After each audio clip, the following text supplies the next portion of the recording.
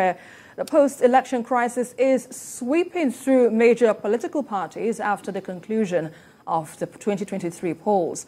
Now, the All Progressives Congress in Kashere ward of Amo local government area in Gombe state has expelled the former governor of the state, Danjuma Goje, from the party over alleged anti-party activities.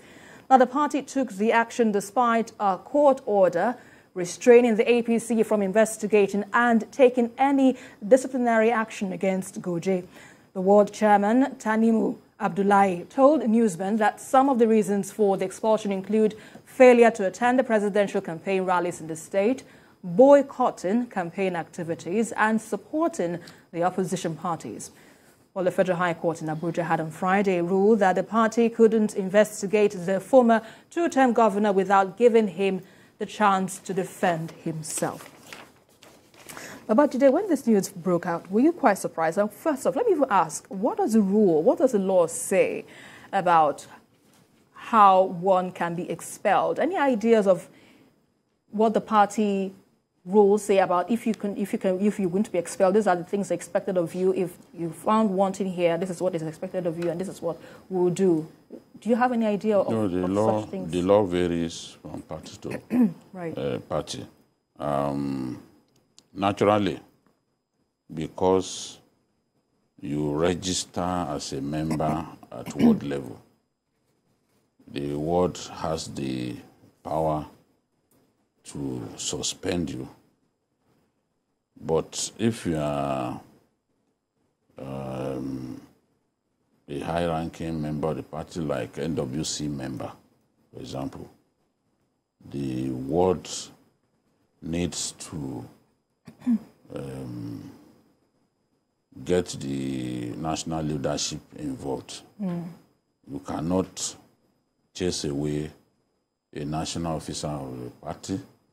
You cannot suspend him or expel him without the buy-in of the national leadership, the NWC.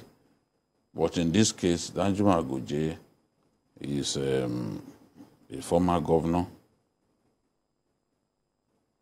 He is not the leader of the party in the state, neither is he a leader at the national level.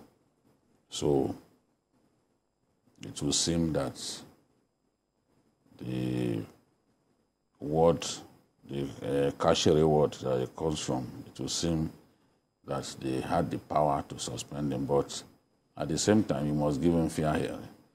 If you fail to give him fair hearing, the courts may step in and say no, that you breached the established protocol in punishing a party member. So you can see that even Labour Party, when they claimed that they had suspended their chairman, the argument was that, look, only the neck of the party can take that decision. In the PDP, the National Working Committee and the neck has to take that decision, not some people at ward level. So you can see that the suspension of the national chairman of PDP is being resisted. We've gone to court because it is felt that the national body was not involved. So it varies, the law varies from party to party, but because you register at ward level, the ward can suspend. So in this case, the only thing that I see that is wrong is the fact that the court said don't do anything to him at this stage, and they've gone ahead in spite of the court order, the court directive. You can see that even Wike knows that they are going to deal with him. He ran to the courts to get some immunity through the courts, and others too. In fact, the governor-elect of Rivers State has also secured a court order banning the party from punishing him. Because it's on Wike's side, they may look in that direction and say, okay, let's punish this person. even before he officially takes over power. So they've gone to court to preempt their party. Wike has done that, but Goje did it, but in spite of that, they went ahead to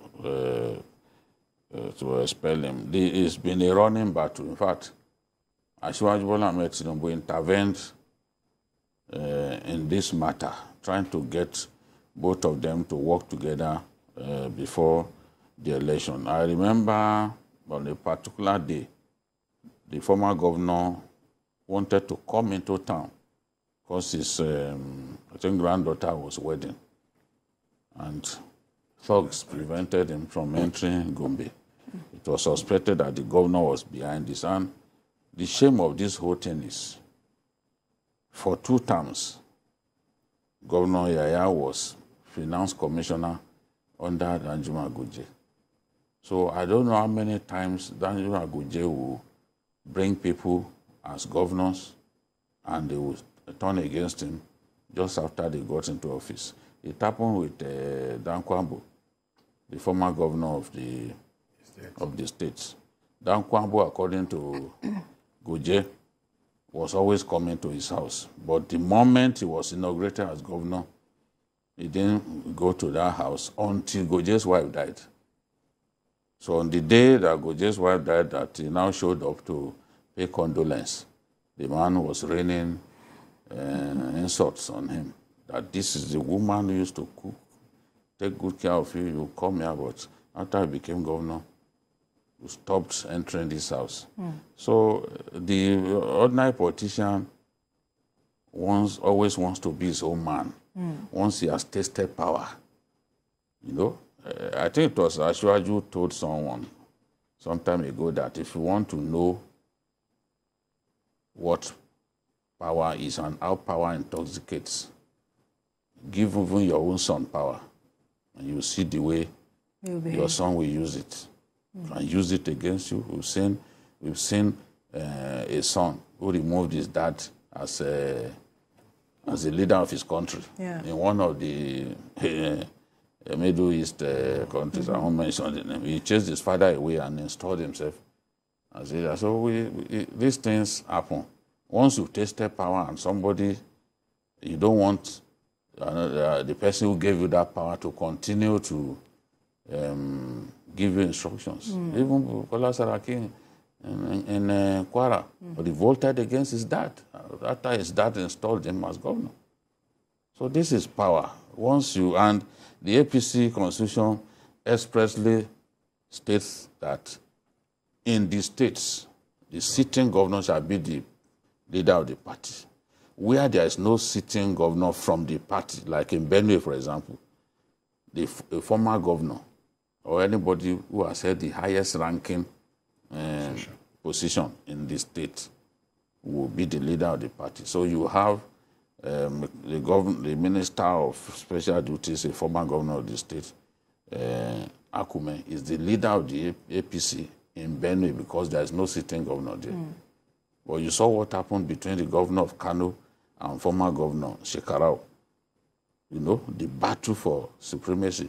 And the national chairman of the party said, see, the law is clear. Our law is clear.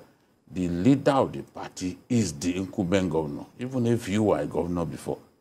So this is already resolved in favor of the... Right. So I like what is going on in Benue. I mean in Borno, as I close on this matter. When Shetima sees Zulum, he calls Zulum my leader. And people will be like, but this was your commissioner now, you made him governor.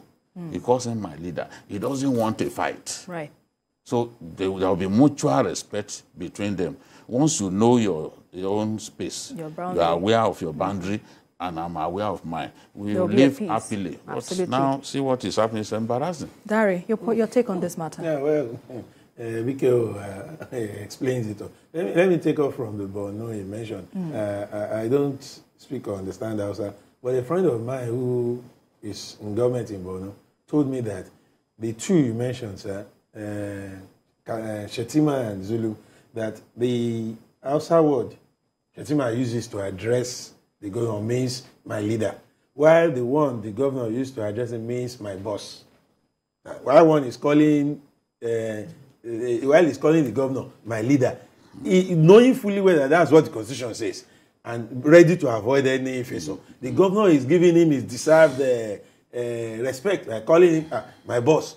At least he served under him for some. So there is balance of respect, and then we are not hearing much from Borno as regards face-offs between. But Gombe is a special case from day one. Danjuma Goje, this is not the first time he's being suspended from the party. In the build-up to the 2023 general elections, he was suspended from the party, and in fact, the State Executive Council affirmed his suspension. And it was so bad that he actually picked the ticket of the opposition People's Democratic Party, PDP, to run for Senate. By the time APC were having their own primary and the national leadership of the party intervened, even the president-elect, then the presidential candidate of the party intervened, and the governor was prevailed upon that, look, return his ticket to him. He became he was announced the candidate of both APC and PDP at the same time.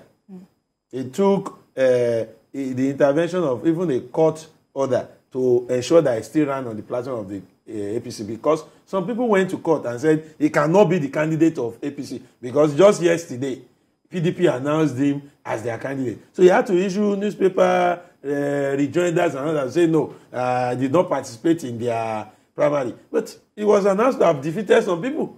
So that is because he was also preempting the governor. Right. He knew what the governor wanted to do was stop him from, and then part of that crisis led to the resignation of his daughter, who was a commissioner in the governor's cabinet. She resigned as part of the crisis.